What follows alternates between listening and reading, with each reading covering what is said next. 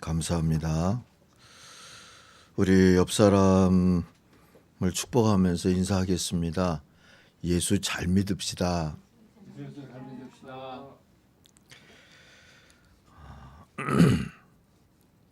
교회다운 교회를 찾는다 하는 말도 듣고요. 또 교회다운 교회가 어떤 교회일까 생각도 하게 됩니다. 처음 교회다운 교회로 칭찬받은 이 처음 교회의 모습을 우리 사도행전을 통해서 볼 수 있습니다. 처음 교회로 돌아가자 하는 이들도 있는데 그럴 수 없다는 거 알면서 얘기할 거예요. 그렇지만 배울 수는 있죠. 아니, 배워야 합니다. 교회다운 교회의 모습이 거기 있기 때문이죠.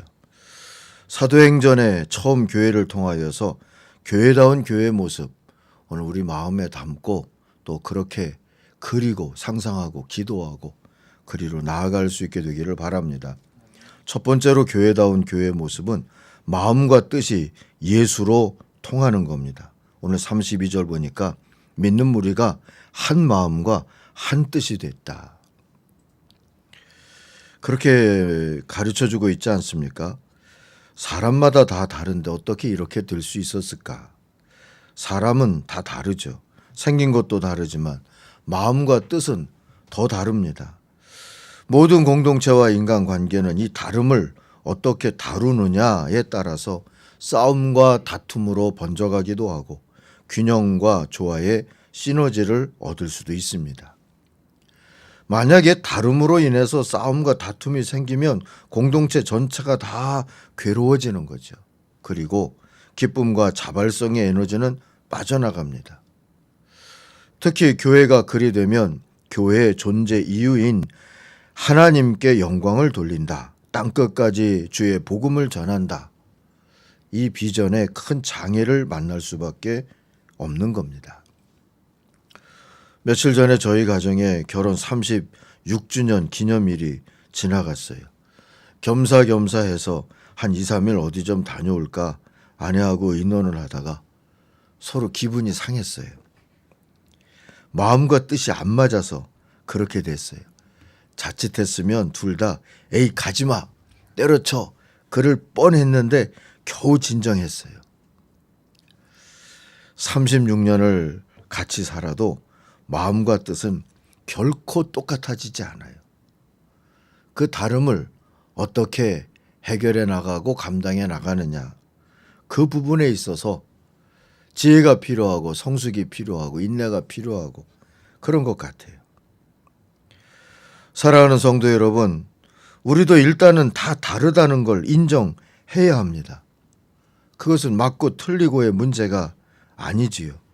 우선 다르다는 것을 인정해야 그러면 한 마음과 한 뜻이 되려면 어떻게 해야지 길을 찾을 수 있지 않겠습니까?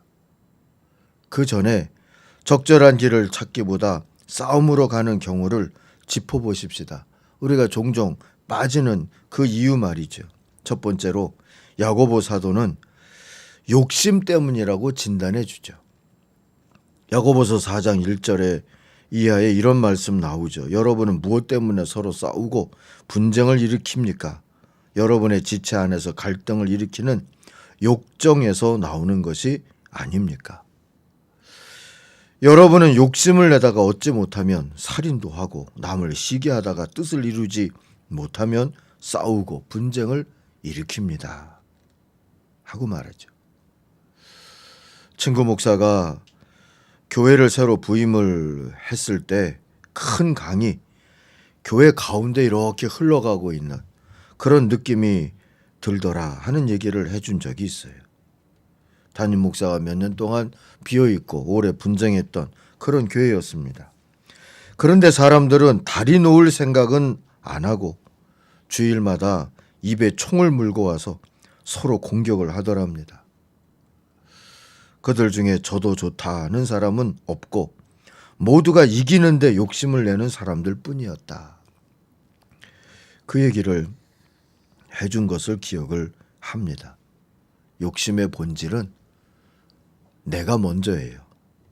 내 이름이 먼저, 내 생각이 먼저, 내 순서가 먼저, 내 승리가 먼저, 내 성공이 먼저, 내 만족이 먼저, 욕심이 이렇게 앞서면 서로 다름은 비난과 공격의 빌미가 될 수밖에 없습니다. 상처는 점점 더 깊어지고 죽었다 깨도 한마음과 한뜻이 되기는 어려운 것이지요. 두 번째로 사도 바울의 진단도 성경에는 나옵니다. 고린도 교회에 편지를 쓰면서 고린도전서 3장을 보니까 성숙하지 못하기 때문이다. 고린도 교회가 무슨 아볼로파, 바울파, 예수파 이러면서 파벌이 나누어지고 있었어요. 성숙하지 못하기 때문이다.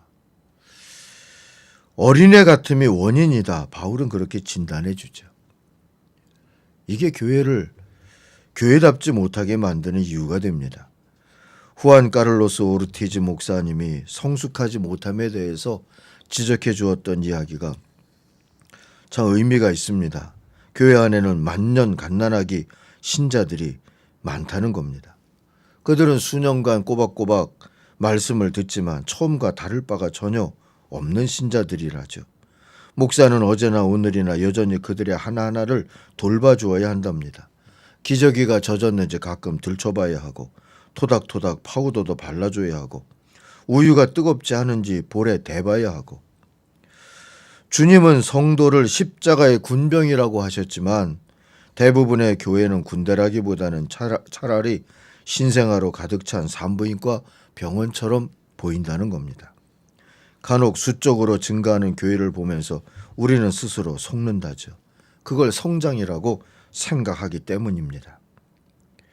사랑이 없는 100명의 성도가 여전히 사랑이 없는 200명의 성도로 늘어났다는 것은 그저 뒤룩뒤룩 살이 쪘다는 것 외에는 아무것도 아니라는 것이지요. 공동묘지에 가보면 무덤도 꾸준히 늘지 않느냐. 이 오르티즈 목사님은 그렇게 지적해 줍니다.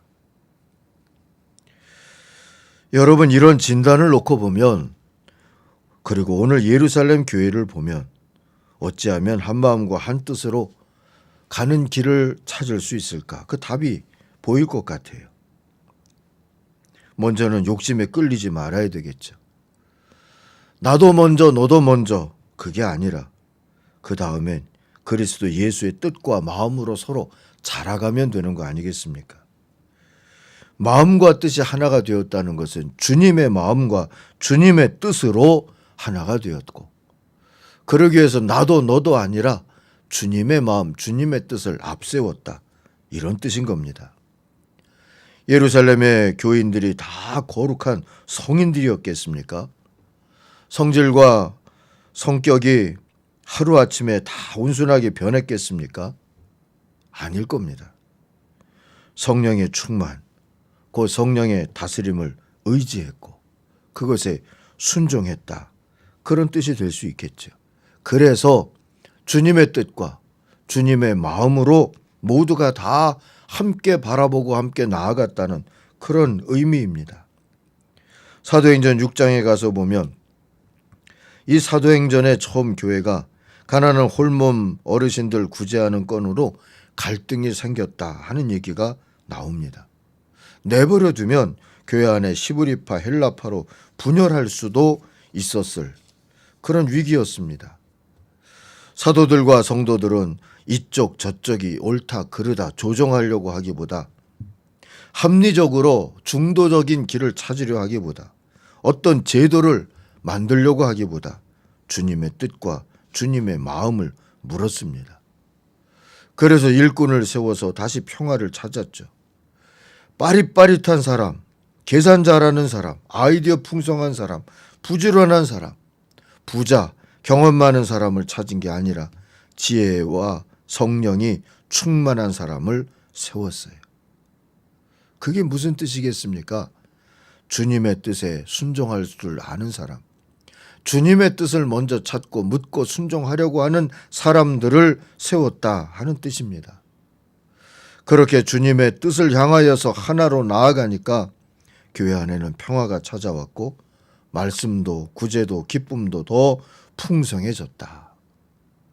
그게 부흥이었다고 사도행전은 증언해 주죠.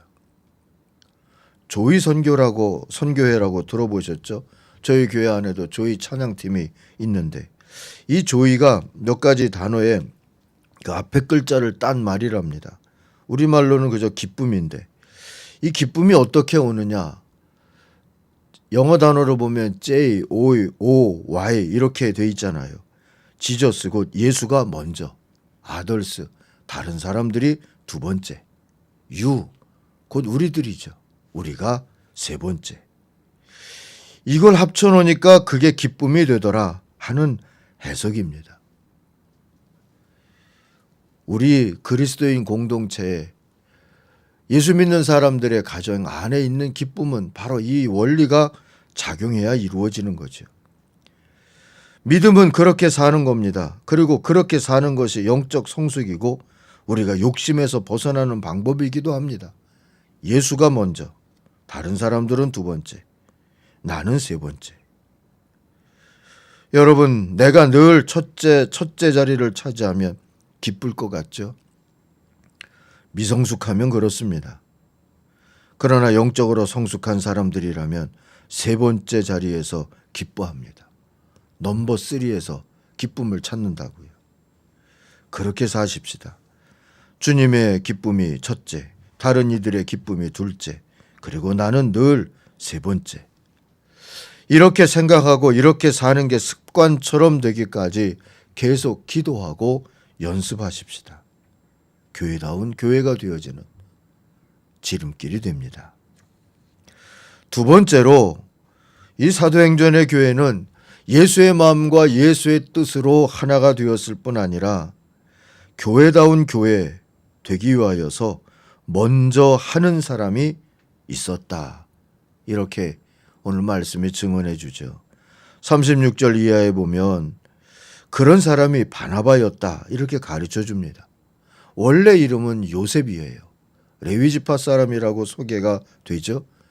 그런데 저나 여러분이나 이 사람을 요셉이라고 부르지는 않습니다. 그저 다 바나바라고 부르죠. 위로의 아들 또는 위로자 이런 뜻입니다.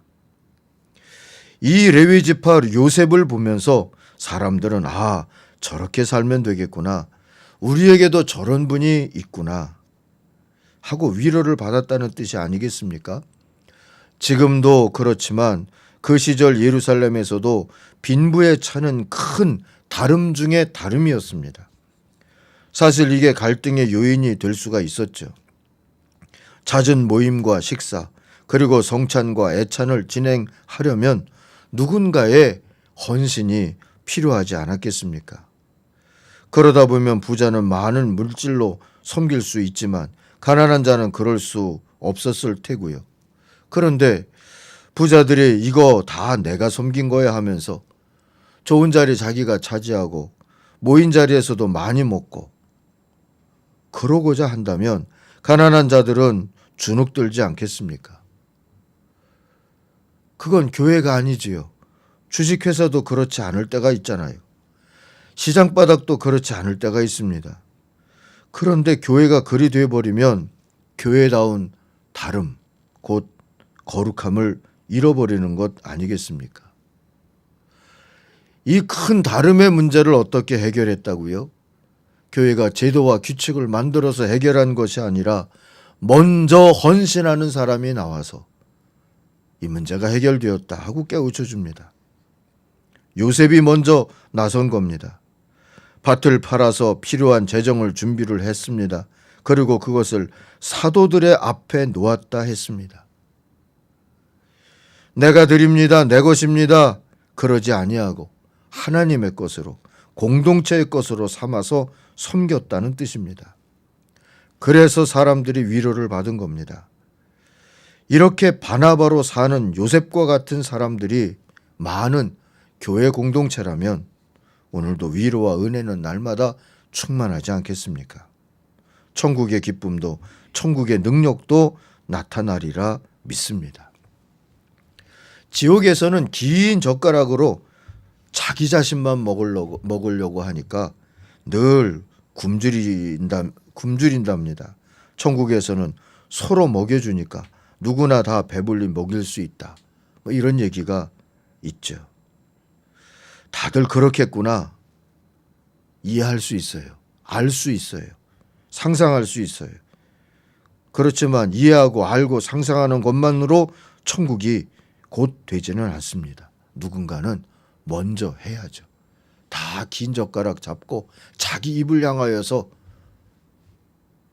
갈 때 그걸로 남을 먼저 먹여주는 사람, 누군가는 먼저 해야 천국 같은 일이 이루어질 수 있는 것 아니겠습니까?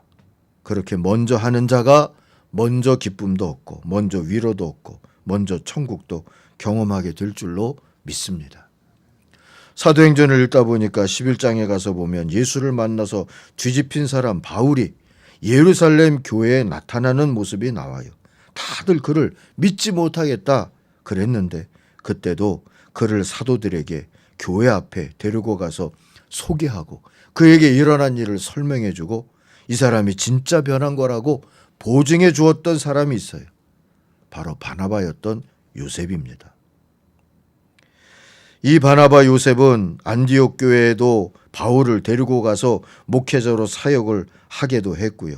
최초의 세계 선교팀을 만들 때 바로 바울과 함께 나서서 세계 선교를 나갔습니다.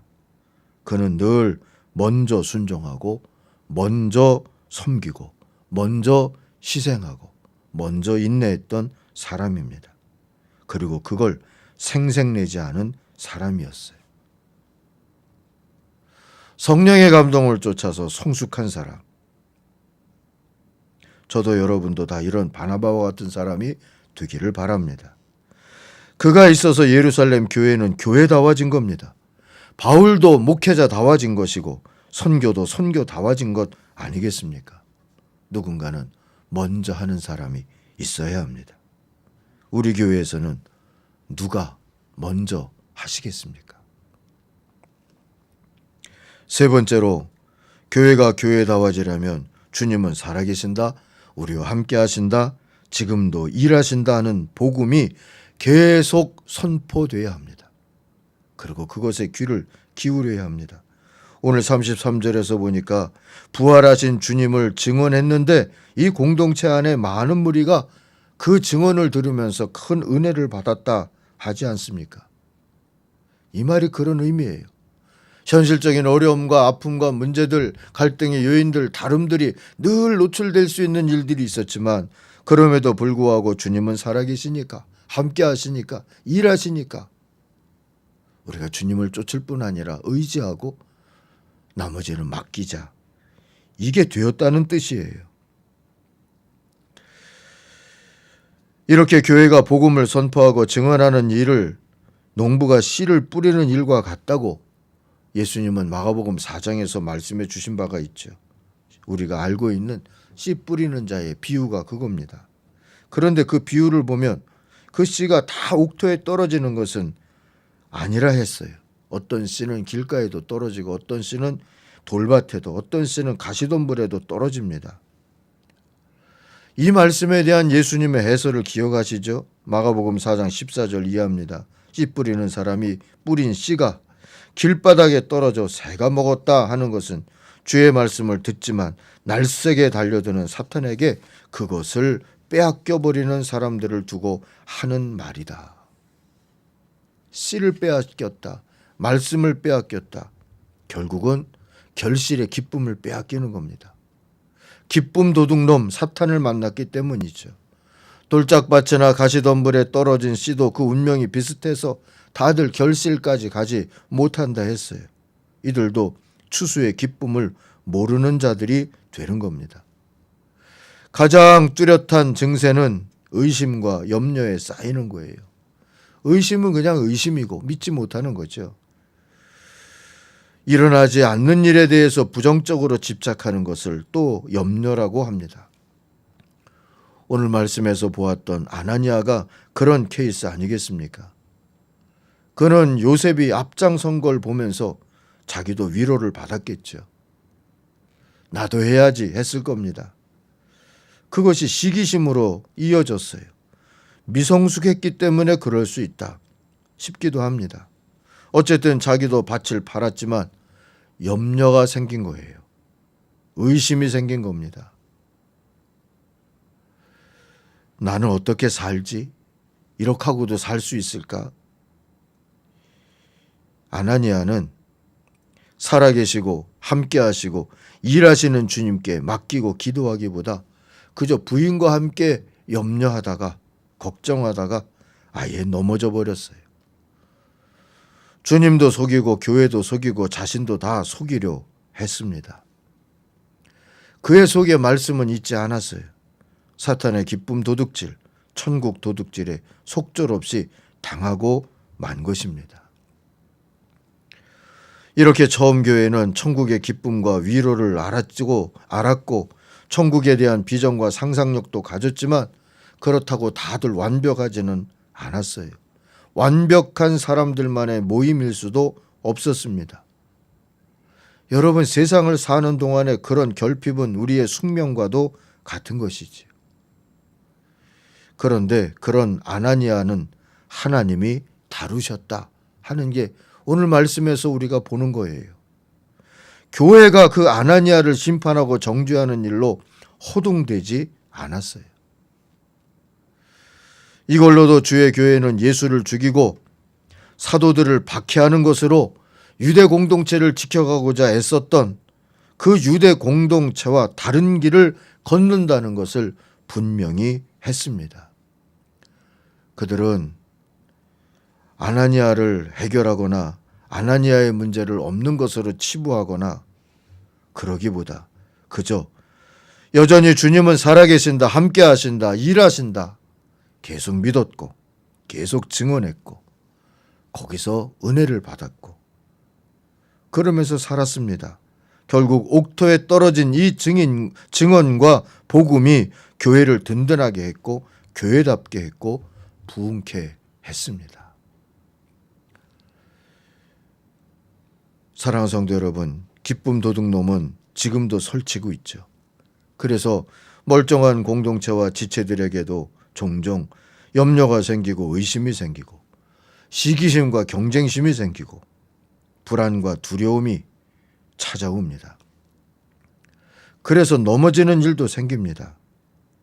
그러나 부활하신 곧 살아계신 우리 주님이 그 기쁨 도둑놈보다 더 세다는 것을 믿는다면, 지금도 살아계셔서 역사하시고 일하신다는 것을 믿는다면 우리가 감당할 수 없는 일들은 주님께 맡기고 어려움을 경험할수록 더욱 살아계신 주님이 함께 하신다, 일하신다, 증언하며 들으며 그 말씀을 의지하며 살아야 할 줄로 믿습니다. 그게 교회를 교회답게 하기 때문에 그렇지요. 다만 지혜와 희망을 달라고도 함께 기도하며 증언해야죠. 사람은 달라지고 시대도 달라지고 방법도 늘 새로워져야 하기 때문입니다. 사도행전을 보면 성령님은 계속 앞서가시며 새로운 길로 새로운 방법으로 새로운 대상을 향하여서 늘 교회를 끌고 가셨던 모습을 우리들이 기억합니다. 나머지는 맡기는 거죠. 살아계신 주님께 함께 하시며 일하시는 하나님께 맡기고 우리가 여전히 하나님께서 주신 성령의 다스림과 지혜를 쫓아서 주님은 살아계신다고, 함께 하신다고, 일하신다고 증언하며 그 증언을 앞장서서 실천하며, 그리고 우리가 고백하는 우리의 주님 그리스도의 뜻과 마음으로 향하여서 하나가 되어가며 살면 되는 겁니다. 그러면 교회는 교회다워지는 것이죠. 한 성도가 밤새워서 염려하느라고 못 자고 있는데 어느 순간 주님의 부드러운 음성이 들리더랍니다. 얘야, 이제 가서 좀 자라. 그래야 내가 일 좀 하지. 이런 주님을 믿고 주님의 일하심에 맡기고 주님의 평화를 구하고 누리고 증언하면서 살 수 있는, 그래서 여전히 어떻게 살지 싶은 이때도 이렇게 사는 거야 하고 나아갈 수 있는 또 다른 바나바와 같은 교회, 요셉과 같은 그런 성도들의 삶을 이룰 수 있기를 바랍니다.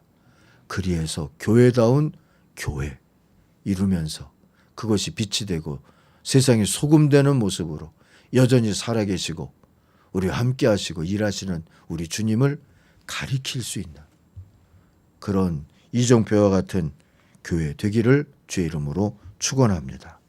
기도하겠습니다. 하나님 아버지, 교회다운 교회를 소망합니다. 교회다운 교회를 이룰 수 있는 성도들 되기를 소망합니다. 교회다운 교회를 섬길 수 있는 목회자와 리더십들이 되기를 소망합니다. 성령으로 우리를 다스리시며 인도해 주시옵소서. 예수님의 이름으로 기도하옵나이다. 아멘.